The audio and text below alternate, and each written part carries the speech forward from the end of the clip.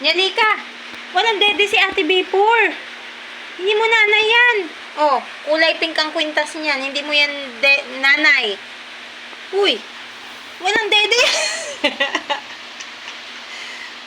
walang gatas yan. Ayan, kinagat ka na.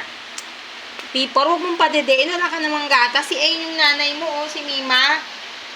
Uy, Nyalika. Ano naman to si Nyalika? Ba't dumidede kay Ate Bipor? Bipor, wala kang dede. Ba't mo pinapadede si Nyalika? Shh! Uy, bibi. Hindi mo nga nanay yan. Ay, yung nanay mo, oh. Mima, padedein mo si Nyalika. Kay Bipor dumidede. Ikaw naman, pil na pil mo. Wala ka naman dede. Wala ka pang gatas. Ate mo yan, ate mo yan, ate mo yan. Ikaw, Bipor, ha? Ba't ka nagpapadede?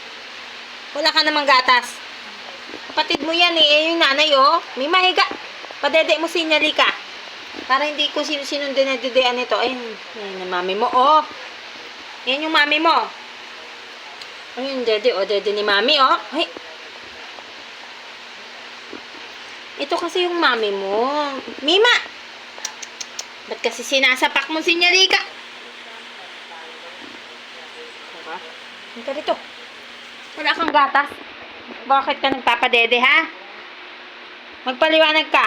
Ito talaga, Bipor. Puro kakalukuhan.